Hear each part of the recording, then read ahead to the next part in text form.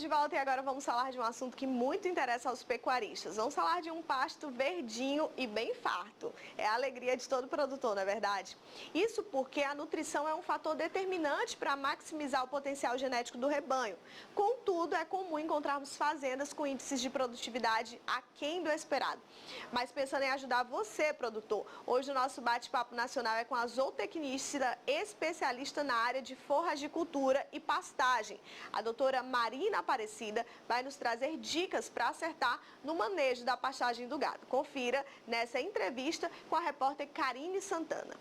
E olha só, hoje o programa Painel Agro tem o prazer de receber aqui a doutora Marina Aparecida Lima. Ela que é zootecnista, tem mestrado e doutorado em zootecnia pela Universidade Federal de Viçosa. E hoje ela está aqui para conversar com a gente sobre dicas para acertar no manejo de pastagem do gado. Muito bom dia, doutora Marina. Quero que você comece a nossa entrevista se apresentando para os telespectadores do programa Painel Agro. Bom dia, Karine. Bom dia a todos, Painel Agro que está nos ouvindo, né? Nos vendo. Eu sou a Marina, sou zootecnista, venho trabalhando há um bom tempo já na área de forragicultura e pastagem, e agora atualmente eu estou aqui na Sementes Oeste Paulista, que é uma empresa que comercializa sementes forrageiras, né, gramíneas, tropicais, braquiárias e pânicos, e a gente atua no Brasil todo, né? Então, nós produzimos a semente aqui, mas nós levamos até o produtor, né, em todo o Brasil. E a nossa semente, né, ela tem uma qualidade, né, uma alta pureza, então proporciona ao produtor uma pastagem bem formada, né, que é um dos temas aqui que a gente vai falar um pouquinho hoje, né. Isso. Doutora Marina, quero que você comece a nossa entrevista explicando para quem está assistindo o que é o manejo de pastagem. O manejo de pastagem, né, ele engloba todas as etapas que o produtor precisa se atentar ao longo, né, desde o preparo do solo, a escolha da área que ele vai implantar aquela forrageira, a escolha da forrageira é muito importante, né, que o produtor se atente também em qual forrageira que ele vai utilizar, adequando para aquela categoria animal, né. Vou dar um exemplo, né, a gente está falando aqui para o gado. O gado ele é um animal menos seletivo, então ele consome a grande maioria das gramíneas, né, que a gente tem utilizado nas pastagens. E para os ovinos, caprinos, a gente já recomenda forrageiras, né, que tem um porte mais baixo, como o capim aruana, o capim maçai, o tamane. Então, a gente tem que se atentar também a qual categoria animal que a gente está trabalhando. E também se atentar, após a escolha, né, da definição de qual forrageira que a gente vai estar utilizando, se atentar na correção do solo. Se a gente for dividir em grupos, né, as braquiárias, por exemplo, elas são menos exigentes em fertilidade do solo. Já quando a gente vai para os pânicos, né, o zúrio, o mombaça, são forrageiras mais exigentes. Então, a gente precisa repor, né, em maior quantidade, né, de acordo com a análise do solo, esses nutrientes, para que haja uma produção maior de forragem, consequentemente, maior ganho de peso desses animais. E, além disso, né, a gente tem que se atentar à escolha, né, de onde a gente vai estar comprando essas sementes forrageiras, né. Eu atualmente trabalho na Soesc, então a gente tem que procurar empresas idôneas e comprar sementes de qualidade, para que a gente tenha um pasto bem formado.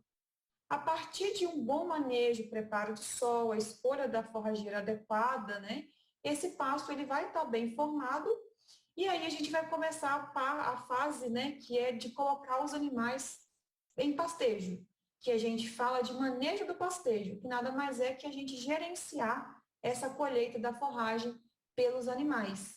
Que aí a gente tem métodos de pastejo diferentes, né? A gente tem o rotacionado e a gente tem o contínuo. E aí, para cada método, né, e para cada capim, a gente tem uma altura. Então, esse ponto aqui que é fundamental, que o produtor tem que se atentar. Que para cada forrageira a gente tem uma altura a ser seguida. E essa altura ela está relacionada com vários estudos que foram realizados, que tem um ponto que é os 95% de interceptação luminosa, que está relacionado ao quê? Uma forrageira que apresenta a maior proporção de folha uma menor proporção de talo e colmo. E aí, eles conseguiram relacionar esse ponto com a altura do pasto. Então, é muito prático para o produtor, né? Tá medindo essa altura do pasto, né? Ele pode medir com uma régua, ele pode medir no mourão, né? Da cerca. Então, eu vou dar um exemplo, né? Se a gente for pegar o Zuri, né? Que é um pânico, qual que é a recomendação dele, né? Em rotacionado? Entrar com os animais no piquete, quando o pasto atinge em torno de 70 a 75 centímetros, e retirar os animais quando o pasto está com uma altura de 30 a 40 centímetros. Dessa forma, vai garantir com que esse pasto, né, ele repõe as folhas após tirar os animais desse piquete e garantindo, quando os animais estão entrando nesse pasto, uma forragem de melhor qualidade. Então, quando a gente indica essas alturas, quer dizer que aquela forragem, naquele ponto, ela está com mais folha, menos como, menos como e menos material senescente, né, que é a forragem morta. E isso vai garantir com que os animais tenham um melhor desempenho, né? Então, em relação ao manejo, a gente tem que prestar atenção tanto nessa fase, né, de utilização, como de fornecer também, né, aos animais bebedouros, né, sombra dos piquetes também é muito importante, né, uma área de descanso para esses animais. Isso tudo está relacionado com o manejo de pastagem, né? Então, fazendo um breve resumo de tudo, é muito amplo, né, o manejo de pastagens, né? Então, a gente aborda todas essas etapas que nessa fase final, aí, desde a gente pega o preparo do solo, no final é a utilização da forragem pelos animais. Inclusive, a minha pergunta, você falou aí sobre o sistema de pastejo contínuo e o rotacionado. Eu quero saber se existe um melhor. Como é que é, doutora? Então, eu até foquei no rotacionado, mas o contínuo, né? Como que é o contínuo? O contínuo geralmente são utilizados para áreas maiores, que esses animais eles permanecem naquela área por um período de tempo maior, e nesse sistema, diferente do rotacionado, que tem uma altura de entrada e uma altura de saída, nesse a gente utiliza uma faixa de altura recomendada para cada forrageira. Um exemplo, né? A gente está com 5 A por hectare. Aí a gente viu que o pasto está alto, está passando da altura recomendada para aquela forrageira. Aí a gente tem que colocar mais animais para ajustar essa taxa de lotação, com base na altura do pasto. Se o pasto está muito baixo, a gente tem que retirar esses animais e levar para uma outra área. Então, eu acho que não tem o melhor método, né? Eu acho que isso vai depender de acordo com o perfil do produtor. Os dois métodos são amplamente utilizados, né? Para perfil diferentes, né? Um produtor que intensifica mais um sistema, ele geralmente vai para um rotacionado, né? Então, ele faz os piquetes e ali geralmente tem uma maior adubação, uma irrigação, e ele vai rotacionando esses animais ali, geralmente mais utilizado para gado de leite. E já em áreas mais extensas, né? Em áreas maiores, a gente utiliza mais a rotação contínua, mas ambos os métodos são recomendados. Então, não tem como eu falar qual é o melhor. Isso vai depender de acordo do perfil do produtor também. A região também, ela influencia? Eu acho que a região não, em si. Eu acho que é mais o perfil do produtor mesmo em adotar um método ou outro. O que a gente percebe mais aqui para a pecuária de corte, né? Utilizam mais lotação contínua, já para a pecuária leiteira, a gente utiliza mais o rotacionado. Tem utilizado mais, mas ambos podem ser utilizados para qualquer, né, categoria animal. Doutora Marina, como fazer o manejo das pastagens na época de chuva? Então, na época das águas, o que a gente tem utilizado, né, geralmente? A gente tem utilizado esses métodos que eu falei, que é a lotação contínua, que a gente fala com taxa de lotação variável, né, que a gente vai ajustando essa quantidade de animais na área de acordo com a disponibilidade de forragem, né, e o rotacionado. Então, na época das águas, é assim que a gente faz, respeitando as alturas do capim. Já, né, falando um pouquinho mais na época da seca, que é onde é o maior gargalo, né, na época das águas, 80% da nossa produção, ela está ali na época das águas. Já na época seca, a gente tem esse déficit, né, em função da menor precipitação e temperatura e radiação também. Então, nessa época, a gente tem outras opções, né, como a utilização de silagem, de feno, da cana com ureia ou concentrado, né, a gente pode estar fornecendo no posto também. E também nós temos o diferimento de pastagens, que é muito utilizado, que nada mais é que a gente, no final do período das águas, vedar uma área desse pasto para ser utilizado na seca. Então, a gente já tem visto vários estudos de qual seria o momento melhor para vedar esse pasto para ser utilizado na época da seca, que é entre março e abril. Então, a gente veda essa área para ser utilizada entre julho a setembro. Lógico que esse diferimento ele é recomendado mais, né, para gado de corte, porque o gado leiteiro, eles são mais exigentes, né, então o pasto ele fica mesmo mais seco, né, se a gente for ver uma área de diferimento, a gente fala até de feno em pé, que é o capim seco, aquela massa, mas a gente geralmente entra com uma suplementação, né, para estar suprindo principalmente o déficit de proteína, né, e energia ali que esteja faltando na dieta dos animais. Olha só, tem uma pergunta que inclusive foi de um telespectador, doutora, que é a seguinte: quantas cabeças de gado posso colocar numa área bem implantada por hectare? Tá, essa pergunta aí é interessante, né? Que aí vai depender do sistema, né? De como está sendo manejado, né? E a gente pode colocar até mais de 10 UA por hectare, mas isso vai estar em função da disponibilidade de forragem que eu tenho ali. E isso geralmente a gente tem o ideal é que a gente quantifique, né? Que a gente vai na área, quando o pasto estiver estabelecido, a gente coloca uma moldura sobre o solo, corta esse capim disponível rente ao solo e pesa ele. Então, ali a gente vai ter a disponibilidade de forragem e aí a gente calcula com base no consumo do animal. Né? Um exemplo, para gado de corte, a gente é em torno de 2,5% do peso vivo dos animais. Né? Então, a gente tem que fornecer uma quantidade X para cada animal por dia.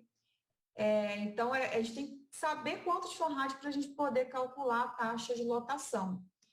Então, é difícil eu falar aqui, se a produção for alta ali, a gente consegue colocar até mais que isso que eu falei, por hectare.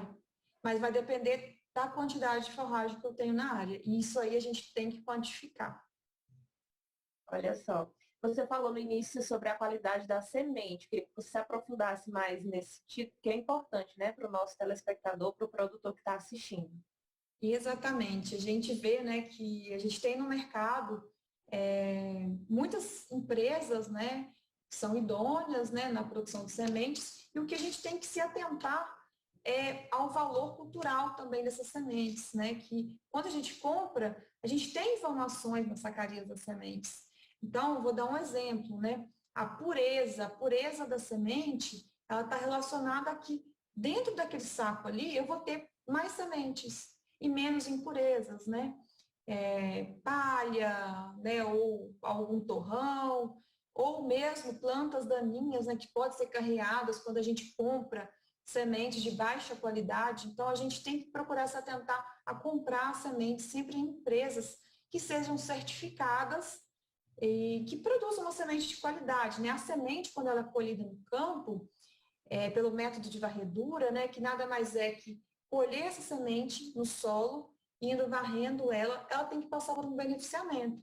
Por isso que às vezes o produtor vai comprar, ele acha no mercado sementes com preço bem abaixo, né, de outras sementes de melhor qualidade. É justamente por isso, porque tem mais impurezas. Se tem mais impurezas, o que vai acabar acontecendo? Às vezes o preço da semente por quilo lá, ele está baixo. Mas aí o valor cultural, ele está muito baixo também. E o valor cultural, ele está relacionado com a porcentagem de pureza, que é o que eu falei, que é se tem mais ou menos sementes ali, e a viabilidade, que é o que a viabilidade? Que é se aquela semente está viva. É um teste que as empresas fazem no laboratório para ver se aquela semente ela vai ter a possibilidade de estar germinando. Porque a germinação, sim, ela vai depender de como o produtor fez esse plantio.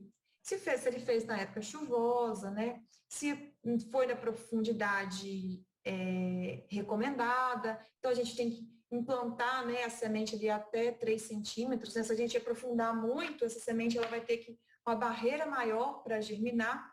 Então, é muito importante que o produtor se atente à qualidade da semente, não só ao preço. Porque se ele compra uma semente com baixo valor cultural, ele vai ter que jogar mais sementes por hectare. Então, na hora que ele fizer a conta, ele vai ver que ele não está ganhando, né? Então, é muito importante que compre, né, sementes de empresas idôneas aí no mercado. E a Soesc tem uma linha, né, que chama a Soesc Advanced, que é uma semente que vem com um tratamento. Esse tratamento, né, ele tem um polímero e grafite que facilita também durante o plantio e vem protegido também com inseticida e fungicida até a germinação. Então, a semente ela fica menos susceptível aos ataques, né, de pragas e doenças até a germinação. Então, é um grande diferencial do nosso produto também no mercado. Doutora Marina, você falou do período da seca, né, sobre a alternativa ser a suplementação. Queria saber qual suplementação você indica para o produtor que está assistindo. Bom, vamos puxar um pouquinho a sardinha para o pasto, né? Então, se a gente for pensar bem, a gente hoje em dia, se a gente for pensar na forragem, a forragem quando chega na época da seca, ela fica seca, mas ali a gente tem nutrientes ali ainda, né? Mas eles estão abaixo. Então, a gente tem que pensar numa suplementação ali, né? Com proteinado, para fornecer mais nitrogênio. Uma forragem na época seca, por exemplo, como eu falei do diferimento, ele está ali entre 4% e 5% de proteína bruta. E os animais, eles precisam de pelo menos 7% na dieta. Então, a gente tem que entrar, né? Com concentrado, a gente pode entrar também com um pouco, né? Uma soja, a gente pode entrar também com um pouco de ureia, para equilibrar essa dieta dos animais, né? Para a gente conseguir manter aí o ganho de peso deles nessa época do ano. Então, olha só, doutora Marina, riquíssima a sua entrevista, muitas informações. Quero que você finalize aí com alguma informação que você queira acrescentar, que eu não me perguntei aqui, porque é importante para quem está assistindo. Bom, já que a gente está falando em manejo de pastagens, né, eu estou aqui na Soesc, eu estou trabalhando na frente de sustentabilidade. Então, a gente está trazendo esse paradigma aqui para a nossa empresa. E quantos hectares, né, de pastagens a gente já não recuperou com as nossas sementes? E a gente tem trabalhado, o nosso produto é um produto muito indicado para a integração lavoura-pecuária-floresta, que a gente acredita que é uma tecnologia, né, que veio para ficar. Especialmente um produtor que integra mais de uma cultura em uma área, ele vai voltar para trabalhar em uma área só com uma gramínea, por exemplo. Né? Então, na integração, a gente consegue diversificar a produção, né, de alimentos ao longo do ano. E aí eu quero deixar um convite que a gente vai estar fazendo no dia 15 de outubro, o 5º encontro sobre LPF. A gente vai estar fazendo esse evento em Bom Jesus, no Piauí. Olha só! A gente vai ter 2 palestras, uma palestra com o pesquisador da Embrapa e a outra vai ser com o produtor da região. Então, eu achei interessante, né, da gente já fazer esse convite aqui para os produtores, técnicos que estejam nos ouvindo, que a gente vai estar realizando esse evento, que é bem focado, né, no potencial, né, para a gente conseguir levar a ILPF para a região. E, doutora Marina, quem quiser lhe encontrar nas redes sociais, como é que faz? Então, acesse o nosso Instagram, né, que é Soesp, né, Semente Soesp, que a gente vai começar a fazer as divulgações, né, as chamadas com link de inscrição do evento nos próximos dias. E a doutora Marina, se quiser te encontrar, também lá nesse perfil. Isso, tem o meu Instagram também, né, marina.lima1654. Podem seguir, eu estou à disposição também para tirar dúvidas, né? O meu e-mail, vou passar aqui, às vezes alguém consegue anotar, né? marina.lima@sementesoesp.com.br. E eu estou à disposição para tirar dúvidas também, caso alguém queira. Obrigada, doutora Marina. Foi muito rica a sua entrevista. Quero já deixar o convite para numa próxima vez você voltar aqui ao Painel Agro, quem sabe presencialmente, né?